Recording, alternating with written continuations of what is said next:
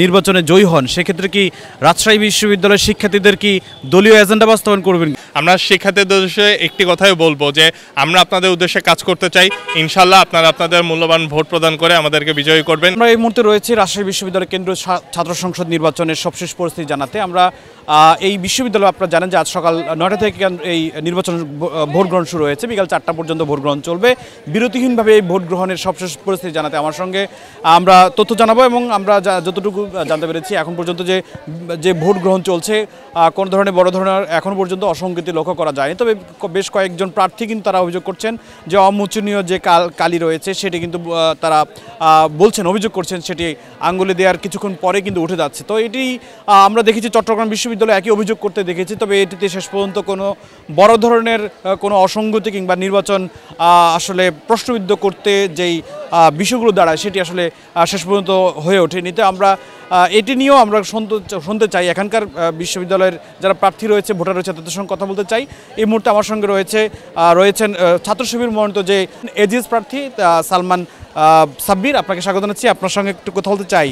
সকাল থেকে তো আপনারা তো বিভিন্ন কেন্দ্রে গিয়েছেন, শিক্ষকদের সঙ্গে কথা বলেছেন, কোনো অভিযোগ পাচ্ছেন কিনা কিংবা আপনার ব্যক্তিগত কোনো অভিযোগ আছে কিনা? আলহামদুলিল্লাহ, এখন পর্যন্ত আমরা ক্যাম্পাসে যে নির্বাচনের পরিবেশ দেখছি আমাদের কাছে খুবই ভালো লাগছে। আশা করি যে কেবল যেহেতু বেলা শুরু, আরও একটি লম্বা সময় রয়েছে, এই বাকি সময়টুকুতেও যাতে ক্যাম্পাসের পরিবেশ সুষ্ঠু থাকে এই জন্য আমরা প্রশাসনকে আহ্বান জানাচ্ছি। তবে শুরুর দিকে কিছু অভিযোগ আমাদের কাছে এসেছিল যে হাতে যে কালিটি রয়েছে সেই কালিটি কিছুক্ষণ পরে মুছে যাচ্ছে। আবার অনেকে জানিয়েছিলেন যে আমাদের যেহেতু রাজশাহীতে 43টি ভোট দিতে হবে, 43টি ভোট তো আসলে মনে রাখা কঠিন, সেই জায়গা থেকে অনেক ভোটাররা লিখে নিয়ে এসেছিল। কিন্তু আপনারা জানেন যে গতকালকে কমিশন বলেছিল যে কেউ চাইলে লিখে নিয়ে আসতে পারবে, কিন্তু গেটে আমাদের কাছে জানানো হয়েছে যে বাধা প্রদান করা হয়েছে। তো পরবর্তীতে নির্বাচন কমিশনকে আমরা বিষয়গুলো বারবার জানাই এবং এখন পর্যন্ত আলহামদুলিল্লাহ আমরা ভালো পরিবেশ দেখছি। তবে আমরা আশা রাখি যে নির্বাচন কমিশন এবং বিশ্ববিদ্যালয় প্রশাসন এই পরিবেশ ধরে রাখতে বাকি সময়টুকুতে কাজ করবে এবং ভোটের ফলাফল পর্যন্ত যাতে কোনো অপ্রীতিকর ঘটনা না ঘটে সেটার আহ্বান জানাই। বিশ্ববিদ্যালয়ের বাইরে অনেক রাজনৈতিক দলগুলোর বিভিন্ন ছাউনি তৈরি করা হয়েছে এবং আসলে এটি কী উদ্দেশ্য করেছে আমি সেটা ঠিক জানি না, আপনাদের চোখে পড়েছে কিনা আর এই বিষয়গুলো নিয়ে কমিশনের কাছে অভিযোগ জানাবেন কিনা, কারণ এটি নির্বাচনের পরিবেশকে আসলে বিঘ্ন ঘটাতে পারে কিনা, আপনার কাছে কী মনে হয়? দেখেন, নির্বাচন পরিচালনার দায়িত্ব হচ্ছে কমিশনের। আমরা জাস্ট প্রার্থী এবং ভোটার যারা উৎসবমুখর পরিবেশে রাষ্ট্র নির্বাচন চাই। তো সেই জায়গা থেকে আমরা নির্বাচন কমিশনকে বারবার বলেছি, আপনারা জানেন যে গেটগুলোর বাহিরে বিভিন্ন রাজনৈতিক দলের প্যান্ডেল করা হয়েছে। আমরা ভোটারদের সাথে অবশ্য কথা বলেছি, তাদের পক্ষ থেকে বলা হয়েছে যে এখনও কোনো ভয়ভীতিকর কোনো পরিস্থিতি তৈরি হয়নি বা তাদেরকে কেউ হুমকি বা এই ধরনের কিছু হয়নি। তবে বিশ্ববিদ্যালয়ে নির্বাচনের পরিবেশ সুষ্ঠু রাখতে এবং আইন শৃঙ্খলা রক্ষা করার জন্য নির্বাচন কমিশনের প্রতি আহ্বান জানাবো, আপনারা এই জায়গাগুলোতে আপনাদের ফোর্স এবং যারা ডিফেন্সে কাজ করছেন তাদেরকে রাখবেন, কোনো ধরনের যাতে অপ্রীতিকর ঘটনা না ঘটে এবং নির্বাচনের ফলাফল পর্যন্ত যাতে আমরা সুষ্ঠুভাবে সকলের সম্মিলিত প্রচেষ্টায় রাষ্ট্র বাস্তবায়ন করতে পারি এই আহ্বান জানাবো। যাদের কাছে আপনি ভোট প্রত্যাশী তাদের উদ্দেশ্যে কি বলবেন?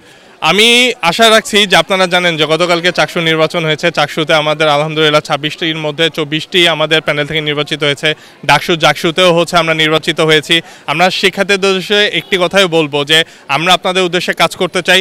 ইনশাআল্লাহ আপনারা আপনাদের মূল্যবান ভোট প্রদান করে আমাদেরকে বিজয়ী করবেন এবং আমরা ইনশাআল্লাহ এই রাজশাহী বিশ্ববিদ্যালয়ের স্বার্থে আমরা কাজ করে যাব। রাজশাহী বিশ্ববিদ্যালয় আপনারা যদি প্যানেল ধরে নির্বাচনে জয়ী হন সেক্ষেত্রে কি রাজশাহী বিশ্ববিদ্যালয়ের শিক্ষার্থীদের কি দলীয় এজেন্ডা বাস্তবায়ন করবেন কিনা? আসলে দেখেন, রাষ্ট্র এমন একটি প্ল্যাটফর্ম যেখানে শিক্ষার্থীদের ম্যান্ডেট এবং শিক্ষার্থীদের ভোটের মাধ্যমে কিন্তু আমরা নির্বাচিত হচ্ছি এবং আমাদের যে প্যানেল সেই প্যানেলটি কিন্তু একটি ইনক্লুসিভ প্যানেল, কোনো একটি একক রাজনৈতিক দলের কিন্তু প্যানেল নাই।